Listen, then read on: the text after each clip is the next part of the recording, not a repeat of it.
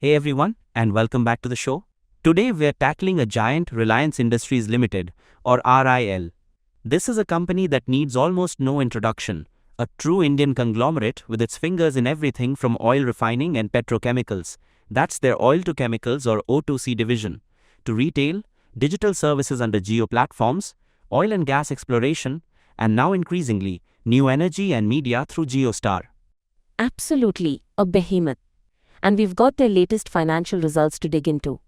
We're looking at the audited, consolidated, and standalone financial results for the quarter and the full financial year ended March 31st, 2025. The Board of Directors approved these results on April 25th, 2025. So fresh off the press. Right. Audited results, which is good. Let's start with the big picture, the consolidated numbers for the full year and the final quarter. How did they fare? Okay, looking at the consolidated picture, for the full financial year 2025, gross revenue hit a record 10,71,174 crore rupees. That's 1.07 lakh crore rupees or about $125.3 billion, which is up a solid 7.1% year over year. Wow, crossing the million crore mark in revenue. Impressive scale. What about profitability? Consolidated EBITDA, that's earnings before interest, taxes, depreciation and amortization, for the full year came in at 1,83,422 crore rupees or about $21.5 billion. That's up 2.9% year over year. So revenue grew faster than EBITDA, suggesting some margin pressure perhaps. Consolidated profit after tax, including the share from JVs and associates, was 81,309 crore rupees or $9.5 billion, also up 2.9% year over year. Okay, so modest profit growth on the consolidated side for the full year. How did the last quarter Q4 look specifically on a consolidated basis? For the fourth quarter of financial year 2025, consolidated gross revenue was 2,88,138 crore rupees, up 8.8% year over year. Consolidated EBITDA for Q4 was 48,737 crore rupees, up 3.6% year over year. And the consolidated profit after tax and share of JVs for the quarter stood at 22,611 crore rupees, which is a decent jump of 6.4% year over year. So Q4 profit growth seems a bit stronger than the full year average on the consolidated side. Now, you mentioned standalone results as well. How does the core RIL entity, without consolidating all the subsidiaries like Geo and Retail, look? Sometimes that tells a different story. It certainly does here. Looking at the standalone results for the full financial year 2025, revenue from operations was 5,32,752 crore rupees, which is actually down 2.8% year over year from 5,47,942 crore rupees. Oh, interesting. A decline on the standalone top line? What about profits? Standalone profit before tax or PBT for the full year was 46,128 crore rupees, down significantly by 16.5% year over year.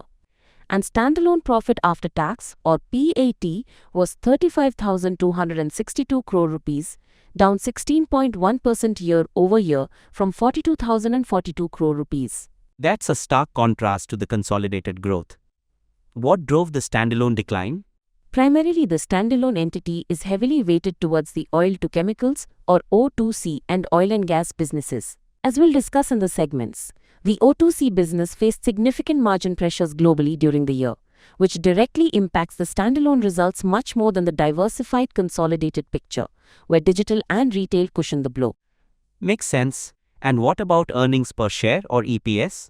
That's usually based on consolidated numbers, right? Correct.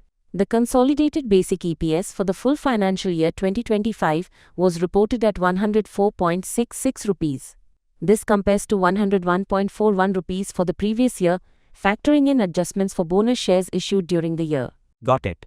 Any significant other income boosting the numbers on either side?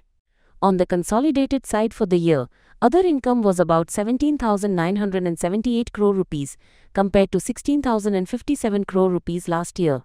For standalone, it was 5,577 crore rupees for the year versus 12,128 crore rupees last year. So it's a component but doesn't seem to be the primary driver of the overall profit trends.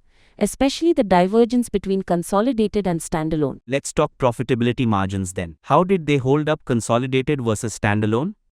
Okay, the consolidated EBITDA margin for the full year was around 17.1%, down slightly from 17.8% in financial year 2024. For Q4, the consolidated EBITDA margin was 16.9%, which is a 90 basis point drop year over year. So consolidated margins saw some compression. On the standalone side, calculating roughly, the PBT margin for the year was about 8.7%, down from around 10.1% last year. The PAT margin was around 6.6%, down from 7.7%. So the margin pressure is much more evident in the standalone results, reflecting those O2C headwinds. That divergence is key. Were there any exceptional items reported in either the consolidated or standalone results that we need to factor in? No, the results appear clean in that regard. There were no exceptional items listed in the main summary tables for either consolidated or standalone results for the quarter or the full year. This suggests the performance trends we're seeing reflect underlying business operations. Good to know. What about the balance sheet? Any major highlights from the consolidated perspective? Debt? Equity? Reliance highlighted being the first Indian company to cross a total equity of over 10 lakh crore rupees on a consolidated basis, which is a significant milestone. As of March 31st, 2025, consolidated outstanding debt stood at 3,47,530 crore rupees, while cash and cash equivalents were substantial at 2,30,447 crore rupees. This puts their net debt at 1,17,083 crore rupees, which is actually quite stable compared to the previous year's 1,16,281 crore rupees. The net debt to EBITDA ratio is also very comfortable at 0.64. Very manageable debt levels for a company of this scale. And cash flow? Any major activities or news on dividends? The board has recommended a dividend of 5.50 rupees per equity share for the financial year ended March 31st, 2025. This is of course subject to shareholder approval. Looking at the consolidated cash flow summary, the company invested heavily during the year with capex at 1,31,107 crore rupees, that's about $15.3 billion. This reflects their ongoing investments in 5G, retail expansion, and the new energy businesses. They also raised funds through debentures during the year. Okay, substantial investments happening. Now let's get into the heart of it, the segment performance. This is where the diversification story really plays out. How did the different business units do on a consolidated basis? Let's start with O2C. Right. The oil to chemicals, or O2C segment, faced a tough global environment. For the full year 2025, segment revenue was up 11% year-over-year to 6,26,921 crore rupees, driven by higher volumes and increased domestic placement, particularly for transport fuels like gasoline, gas oil, and ATF. However, segment EBITDA was down 11.9% year-over-year to 54,988 crore rupees due to significantly weaker fuel cracks and subdued downstream chemical margins. The fourth quarter saw a similar trend, revenue up 15.4% year-over-year, but EBITDA down 10% year-over-year. They did mention achieving their highest ever annual total throughput at 80.5 MMT. So volume held the top line but margins were under pressure. What about the traditional oil and gas exploration business? Oil and gas had a strong year. Full year 2025 revenue increased 3.2% to 25,211 crore rupees, mainly due to higher volumes from their KGD6 block and CBM blocks, though this was partly offset by lower price realizations. Critically, full year EBITDA for this segment hit a record high, increasing 4.9% year-over-year to 21,188 crore rupees, with improved margins. Q4 saw a slight dip in revenue and an 8.6% decline in EBITDA UY due to lower production and maintenance activity. A record year for O&G EBITDA is noteworthy. Now, onto the consumer businesses. How did Reliance Retail perform? Reliance Retail under RRVL delivered consistent growth. For the full year 2025, gross revenue reached 3,30,870 crore rupees, up 7.9% year-over-year. EBITDA for the year was 25,053 crore rupees, up 8.6%, with the EBITDA margin improving slightly by 20 basis points to 8.6% on net sales. They opened over 2,600 stores during the year, reaching a total count of 19,340. Q4 performance was particularly strong, with revenue up 15.7% and EBITDA up 14.3% year-over-year, showing a rebound after some streamlining earlier in the year. Key highlights include scaling up JioMart's quick hyperlocal deliveries. Exit daily gross orders grew 2.4 times, quarter-over-quarter in Q4, and their consumer brands becoming the fastest-growing FMCG business in India, crossing 11,450 crore rupees in sales in its second year. They also launched the fashion platform, Shein in India. Strong momentum in retail, especially towards the year-end. And the other big growth engine, digital services under Jio Platforms? Jio Platforms, or JPL, had a stellar year, achieving record revenue and profits. Full year 2025 operating revenue grew 17% year-over-year to 1,28,218 crore rupees. EBITDA jumped 16.8% to 64,170 crore rupees, maintaining a strong EBITDA margin of around 50%. Profit after tax for the year was up a hefty 21.9% to 26,109 crore rupees. Wow. Impressive growth in digital. What fueled that? It was driven by several factors. The impact of tariff hikes, an improving subscriber mix with more customers opting for higher value plans, strong subscriber additions taking the total base to 488.2 million, including 191 million 5G users, and the rapid scale-up of their home broadband offerings, JioFiber and AirFiber. Average revenue per user, or ARPU, increased to 206.2 rupees per month in Q4, up 13.5% year-over-year. Data traffic also surged 19.6% year-over-year in Q4. Jio continues to be a powerhouse. And what about the newest addition, JioStar, the media entity formed with Disney?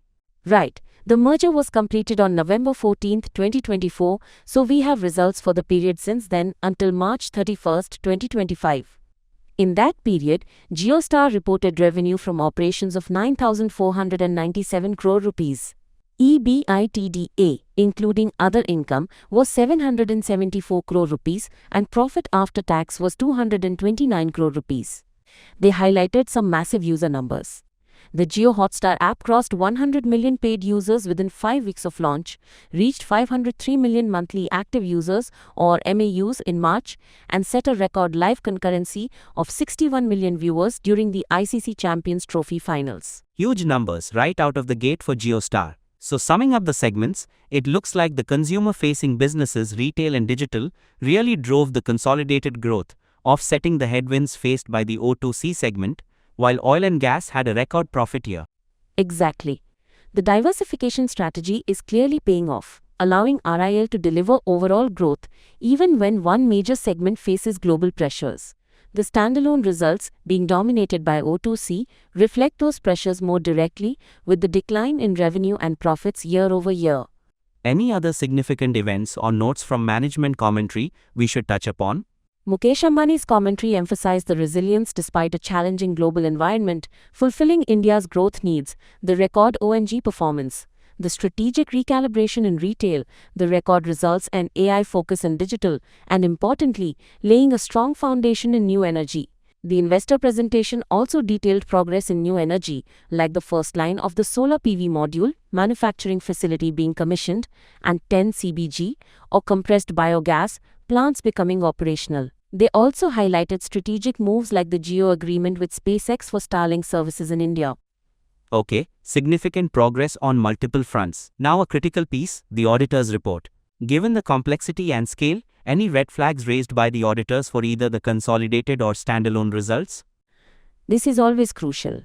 The good news here is that for both the audited consolidated financial results and the audited standalone financial results for the year ended March 31, 2025, the joint auditors Deloitte Haskins & Sells LLP and Chaturvedi & Shah LLP have issued an unmodified opinion. Unmodified? So that means they found the financial statements give a true and fair view and comply with the accounting standards? Exactly. An unmodified opinion is a clean bill of health from the auditors. It means they didn't find any material misstatements that would require them to qualify their opinion or issue an adverse one. This is a positive sign, especially considering the scale and complexity of Reliance's operations and the different auditors involved for various subsidiaries and associates mentioned in the report details. That's definitely reassuring. Okay, so wrapping up, what's the overall outlook and key risks for Reliance based on these results? Well, disclaimer. As always, this is for informational purposes only, and investors should consult with certified financial advisors before making any investment decisions. The outlook appears broadly positive, underpinned by the strength and scale of the consumer businesses Jio and retail, which continue to show strong growth momentum. The oil and gas segment is performing well. The O2C business, while facing cyclical headwinds, remains a massive cash generator, and RIL seems to be navigating the weak margin environment better than many global peers through operational efficiencies and strong domestic focus. Key future growth drivers will be the continued expansion of 5G and home broadband, the ramp-up of the new energy ecosystem, solar, batteries, hydrogen, bioenergy, and the integration and growth of the JioStar Media business. Risks include the inherent cyclicality of the O2C business, global geopolitical uncertainties affecting energy markets, regulatory changes, and execution risks associated with their large-scale expansion projects, especially in new energy. Great summary. So, to conclude, Reliance Industries delivered a resilient performance in financial year 2025 on a consolidated basis, showcasing the strength of its diversified model. Growth was primarily fueled by the digital services and retail segments, which successfully offset significant margin pressures in the core oil-to-chemicals business. The standalone results reflected this O2C pressure more directly. The balance sheet remains strong, CapEx continues at pace, and importantly, the auditors have given unmodified opinions on both sets of accounts. That sums it up well. A year of consolidation in a volatile global environment. But Reliance's domestic focus and the strength of its consumer platforms provided a solid foundation, while they continue to invest heavily in future growth areas. A fantastic analysis, thanks for breaking that all down, and thanks to all of you for tuning in. Don't forget to follow us for more financial deep dives. Until next time.